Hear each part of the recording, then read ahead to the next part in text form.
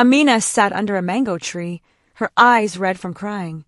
The dusty wind of Kaduna brushed her face, but she didn't care. Her whole world had fallen apart. She was only 16 when her mother died. Her father remarried quickly, and the woman he brought home, Mama Ikoet, had a heart as cold as stone. "Wake up, lazy girl. You think food will cook itself." Mama Ikoet would shout every morning, throwing cold water on Amina.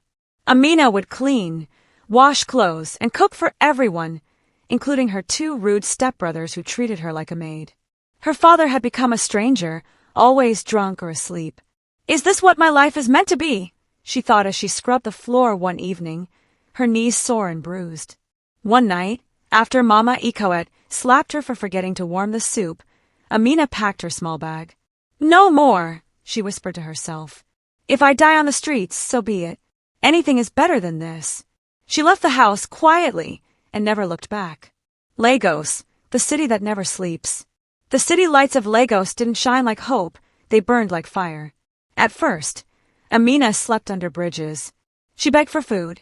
She tried to sell bananas on the street, but the city was cruel to girls like her. Then, she met Beezy, a woman in high heels with painted lips and a confident walk. "You're too pretty to suffer," Beezy told her. "I can help you, but nothing in life is free." At first, Amina hesitated, but hunger is a terrible thing. Her stomach ached, and people treated her like garbage. So she gave in. Nights turned into years. She learned how to dress, how to smile, how to lie. But every time she looked in the mirror, she saw the same scared girl from Kaduna. "Maybe this is my fate," she often thought. "Maybe God forgot me." Then came Jide. He was smooth-talking, tall and charming. He didn't just want her body, he listened to her. He bought her food, clothes, and even made her laugh. "I don't care about your past," he said one night, wrapping his arms around her. "I just want us to build a future." Amina smiled. For the first time in years, her heart felt warm. Could this be love? She wondered. Could someone like me be loved? They got married at a small court in Ikoyi. She wore a second-hand dress. He kissed her like she mattered, but she didn't know Jide's secrets. He came home late, sometimes with blood on his shirt. He told her not to ask questions.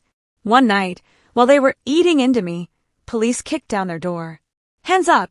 Jide, you're under arrest for armed robbery." Amina froze. Jide didn't fight. He looked at her with sad eyes. "I'm sorry, my queen," he whispered. "I did it for us." "No, this can't be," Amina thought as he was dragged away. Not again. Not after everything. She watched as they drove him off to Kirikiri prison. And now, Amina stands alone again, staring at the dark road ahead. But this time, something in her heart is different. "I will not fall again," she says. "I will find a new way." Amina sat on the old mattress in their now empty room. The silence screamed louder than Lagos traffic. Jide was gone, locked up in Kirikiri prison, and she was alone again. The neighbors whispered, "That girl, didn't she come from nowhere? Now her husband is a thief. She brought bad luck to that man." "I don't care what they say," she thought bitterly. "They weren't there when I was sleeping on the street." She had two options, run again or fight. Amina chose to fight. With the little money left in a plastic bag under the mattress, Amina found a one-room apartment in Suralere. It was small, but it was hers. She sold most of her clothes and kept only 2 dresses. She got a job at a local hotel, serving rice and beans during the lunch rush. It was hard work. Her hands were always hot from the steam, and customers shouted orders without manners. But she earned a small wage. Honest money. Every day after work, she would walk past the cyber cafe and stare inside. People were typing, learning. "Maybe I'm not too old to go back to school," she whispered to herself. Maybe, just maybe. One rainy evening, a letter came. The envelope was dirty, the handwriting shaky. "My queen, they sentenced me to 10 years. I am not proud of what I did. I wanted to give you the life you deserve, but I chose the wrong way. If you can forgive me, please write back. If you cannot, I will understand. Yours forever, Jide." Amina folded the letter and held it to her chest. Her eyes filled with tears. "You fool," she whispered. "Why didn't you just tell me the truth?" She didn't know if she should write back. She didn't know if she still loved him, or if she loved who she thought he was.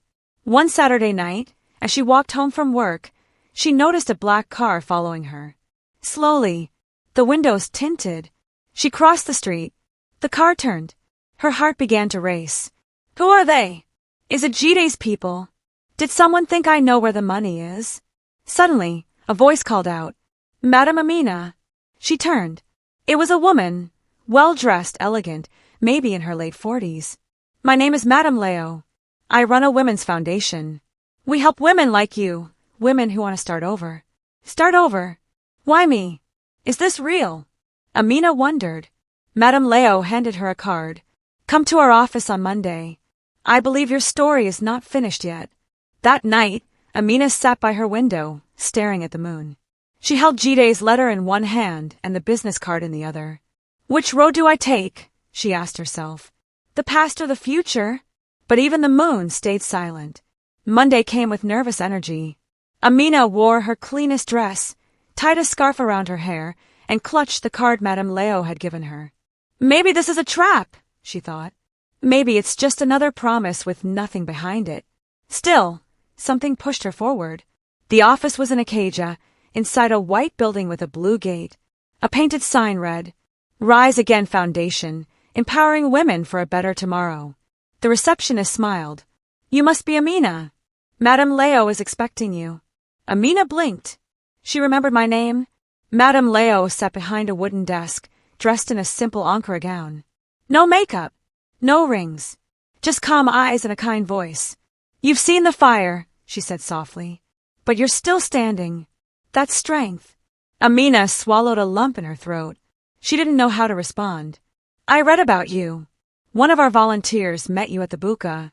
She said there was something different in your eyes, a hunger for change. Then Madame Leo leaned forward. I want to help you. If you are ready, we can sponsor you through a skills program. Fashion, catering, computer literacy. You'll earn, grow, and maybe even teach others someday. Amina's hands trembled. Why me? She asked quietly. Because someone helped me once, Madame Leo said. And now it's my turn to pass it on. That night, Amina couldn't sleep. Her mind bounced between memories. Mama Ikot shouting, Beezy's painted smile, Jide's arrest, and now this strange new chance. Is this real? She wondered. Or will it all fall apart again? Then, she picked up her pen and began to write to Jide. Jide, I received your letter. It hurt me, but I believe you truly wanted to give me a better life.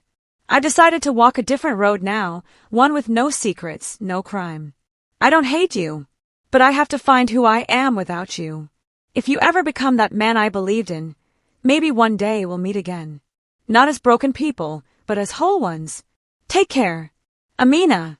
A week later, Amina began her training in computer literacy. She learned fast how to type, send emails, create resumes. She made a friend, Temi, who once escaped an abusive marriage.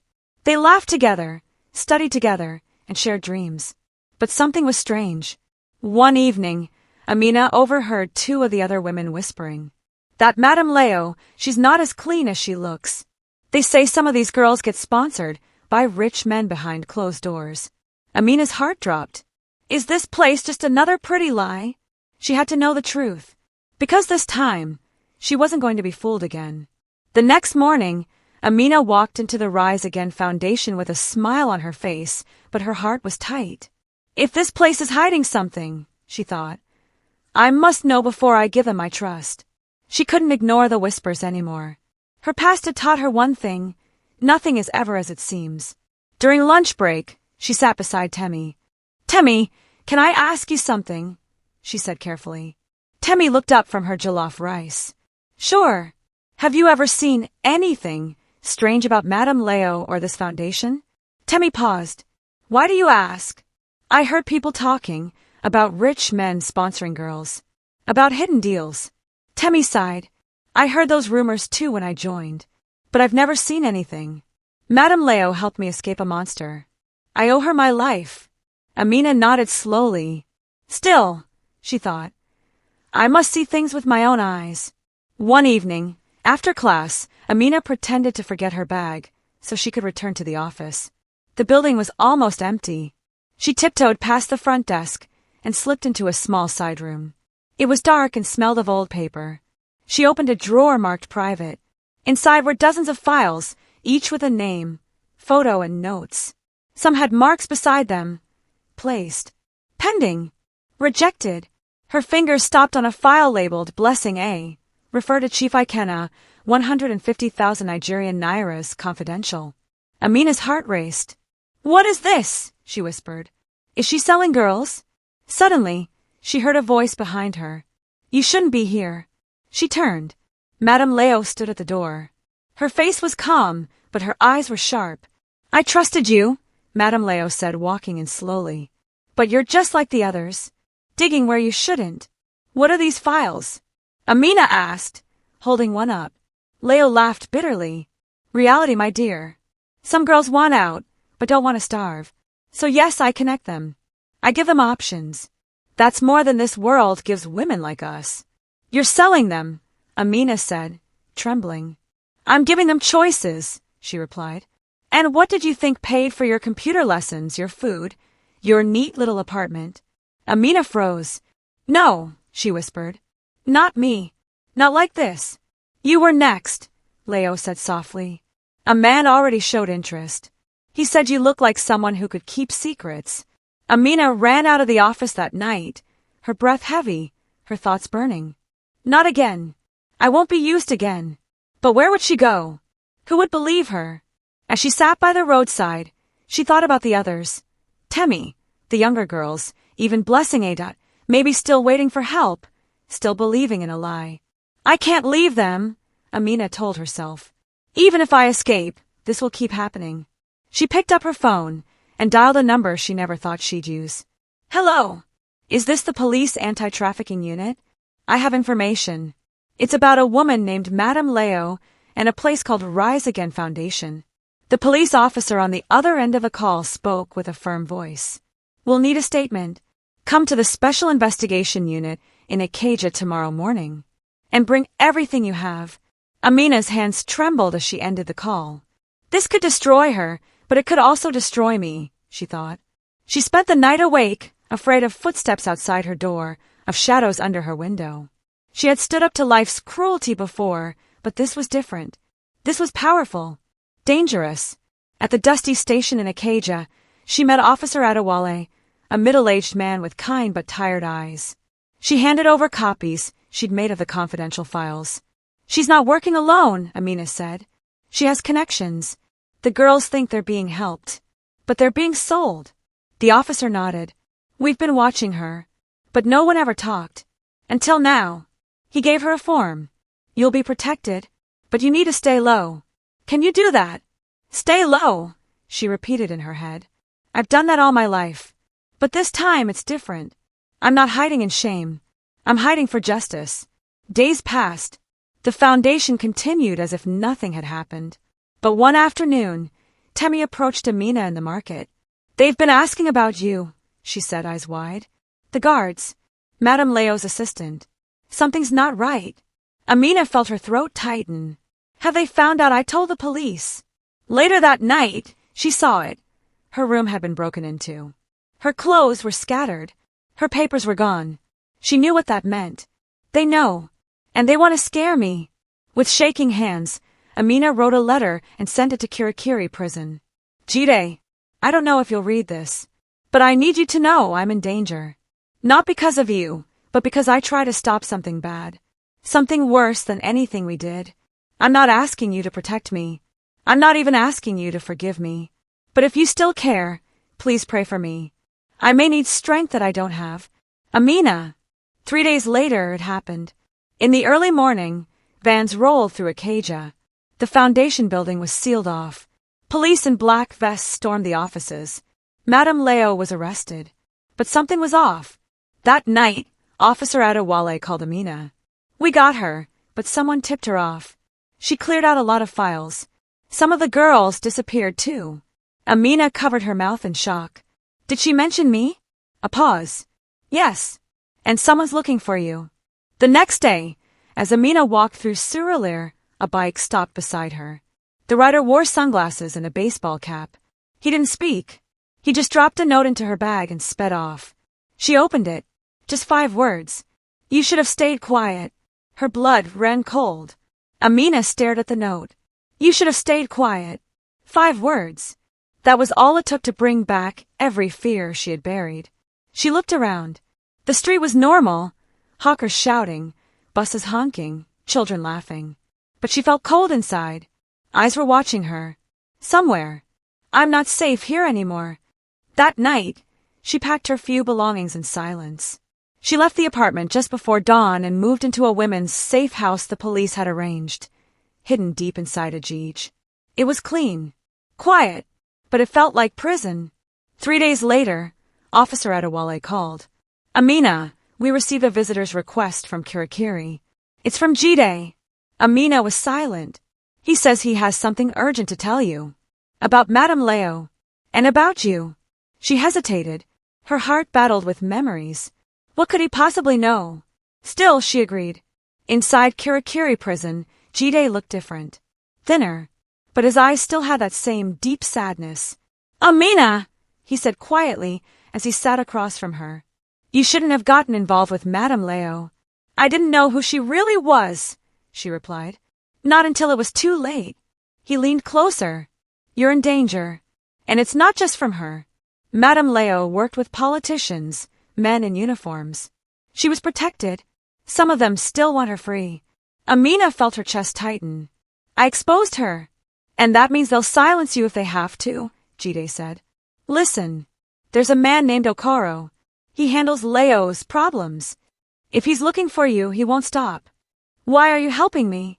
Amina asked, almost in a whisper. Jide looked down at the handcuffs on his wrists. Because you were the only good thing I ever had. And I never protected you. Maybe I can now, even from here. Back at the safe house, Amina met with Officer Adewale again. I want to testify, she said. In court. Publicly. No more hiding. The officer blinked. You understand the risk? Yes. But if I keep hiding, they win. And the other girls, they'll think no one can ever fight back. That night, Temi called her, whispering fast over the phone. Amina, someone came to the training center looking for you. He said he was your uncle from the village. But I've never seen you mention family. He's not my uncle, Amina said, her voice tight. Don't trust anyone asking for me. Then Temi added something that made Amina freeze. He had a photo of you. With Jide. From years ago.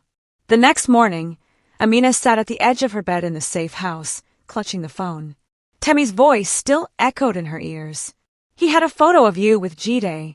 Amina hadn't seen that photo in years. It was taken on the day they signed their court marriage papers. A small photo, but full of hope. How did they get it? Someone close to Jide or me. She knew one thing now. Someone from the inside was feeding them information. Officer Adewale came to visit with news. You've been summoned to testify next week. High Court in Abuja. We've built a strong case, but your testimony will seal it. Amina nodded. I'll do it. He handed her a document to sign. Then added, there's something else. One of Madame Leo's former assistants, Yuzo, disappeared yesterday. He was supposed to testify too. We found his phone smashed by the lagoon. Amina's hands tightened around the paper. They're cleaning house, she whispered. One by one. That night, a letter arrived at the station. No return address, no name. But Officer Adewale recognized the handwriting and handed it to Amina. It was from Jide. Amina, they know about your safe house. I heard a prison guard speaking to someone on the phone. You need to move now. Okoro is planning something big before the court day. Please leave tonight. If anything happens to you, I will never forgive myself. Jide. Amina's pulse quickened. Not again. Not another escape, she thought. But if I stay, I may not live to testify. That night, under darkness, Officer Adewale personally drove Amina to a different location, this time deeper in Badagry, away from the city noise. The new safe house was hidden behind a fish market, guarded by plainclothes officers. Amina was tired of running, but she was more tired of being afraid. She picked up her notebook and began writing her full testimony. Every name, every face, every lie. Back in Abuja, a man lit a cigarette inside a black SUV parked near the courthouse. A scar ran down his left cheek. He scrolled through his phone, stopping at a photo of Amina. "She talks, we all burn," he muttered. Then he made a call. "She's in Betagri. I found her." The sun hadn't risen yet, but Amina was already dressed. She wore a modest blue blouse and a black skirt. Nothing fancy. But today wasn't about how she looked. It was about what she had to say. "I'm ready," she whispered to her reflection in the mirror. Two plainclothes officers arrived in an unmarked car. Officer Adewale joined them personally. "We leave now. No delays. No stops," he said. Amina sat in the back, clutching a brown envelope, the written version of her testimony. As the car moved through Betagri's narrow roads toward Abuja, Amina stared out the window, lost in thought. "I've been used, beaten, abandoned, but not broken. Not today." But something felt wrong. The same black SUV she had seen once before was behind them. Quiet, steady. As they neared mile 2, the black SUV sped up. Suddenly, bang! A loud noise cracked the silence. The tires of their vehicle burst. The car swerved and stopped near an underpass. "Get down!" Officer Adewale shouted, pulling his weapon. 3 masked men jumped out of the SUV. "Give us the girl!" one of them barked. Amina's heart nearly stopped. She ducked low, praying, her breath shallow. But the officers were ready. Gunfire erupted. People screamed in the distance. The exchange was loud, violent, chaotic. Then silence. 2 of the attackers lay still on the ground. The third ran, but not fast enough. He was caught, dragged away, kicking, spitting. Officer Adewale turned to Amina, blood on his sleeve from a graze. "You okay?" She nodded slowly, shaken but alive. "They really tried to kill me." Hours later, despite the delay, Amina stood before a full courtroom. Madame Leo was there, dressed in white, calm, untouched, as if she still owned the room. But Amina didn't look at her. She looked at the judge, then at the crowd. Then she spoke. Her voice was steady. "I was a street girl, yes. I have a past. But I'm not a liar." She told it all, about the foundation, the files, the girls being passed like goods. About the fear. About the lies covered with smiles. The courtroom was silent, hanging on every word. Even Madame Leo blinked. When Amina stepped down from the witness box, the prosecutor handed the judge one final envelope. "This just came in," he said. "It's a signed confession from one of the men arrested during the ambush." Amina froze. "What?" Inside the letter, the name was clear. He had confessed to knowing everything, how the trafficking ring worked, who paid who, and even how Madame Leo recruited from police stations and prisons. He'd written every name down, including Okaro. He sacrificed himself, Amina thought, her chest tight. He gave up the rest of his life to protect me. The judge banged the gavel. "We will resume with sentencing next week." Court dismissed. Outside, reporters tried to get Amina's attention. She didn't speak to them. She just stood there, under the sun, breathing freely. For once. But in the shadows, inside a dark office downtown, a man lit another cigarette. "She testified," he muttered. Jide sang. "Leo is going down." A younger man across the desk asked, "Should we silence them?" The older man shook his head slowly. "No, not yet. Let's watch what she does next. Some flames die out. But some, they burn everything." 1 week after the courtroom explosion, Amina's name was on every radio station, blog, and social media feed. Ex-prostitute turns whistleblower. The brave voice behind the rise again scandal. Survivor or liar. Nigeria reacts to Amina's testimony. Everyone had an opinion. Some called her a hero. Others called her a disgrace. "Let them talk," Amina said quietly. "I didn't do this to be liked." One morning, Officer Adewale entered her safe house with a look of surprise. "You have an invitation," he said, handing her a printed letter. It was from a National Women's Rights Summit in Abuja. The Minister for Women Affairs wanted Amina to speak.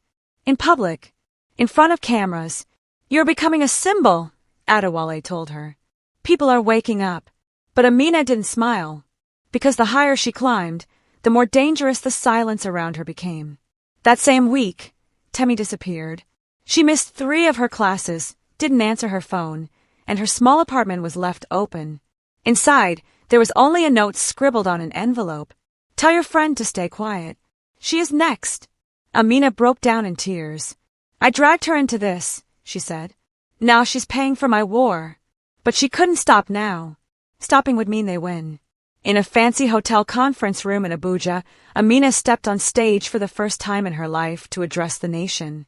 She wore a yellow Ankara dress, simple but bold. Her hands shook, but when she spoke, her voice was clear. I was sold. I was used. I was lied to. But I am not broken. And I am not afraid. The crowd applauded. But in the last row of the audience sat a tall man in a navy blue suit. He never clapped. Never blinked. He was the one Okoro answered to. And now he had seen her face. After the event, as Amina walked toward her hotel room, a strange man in sunglasses blocked her path. He handed her a sealed white envelope. From someone powerful, he said. Someone who wants to help, or silence you. Then he walked away. Amina opened it slowly. Inside, we know what you did. Come to Suite 701 tonight. Or don't. But if you don't, someone else will disappear. Amina sat at the edge of her hotel bed, the white envelope trembling in her hands. Suite 701. Tonight. Or someone else disappears. She didn't need a name. She knew they were behind it. The men above Madame Leo.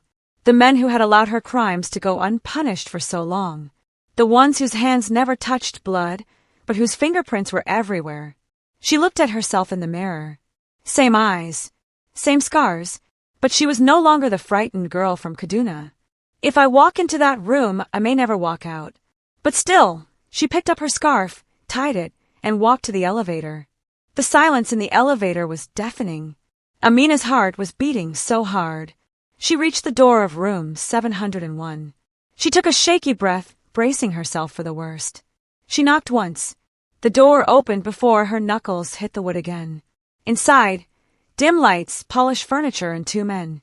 One sat calmly, swirling a drink in his glass. The other stood beside the door like a statue. The seated man gestured. Miss Amina, you've caused quite a stir. She said nothing. He smiled. I represent interests, let's call them quiet voices, men who don't like light shining where there should be shade. He leaned forward. You've been very brave, but you've also been very noisy. You're threatening me, Amina said flatly. No, he said. I'm offering a way out. He slid a folder across the table. 15 million naira. A visa.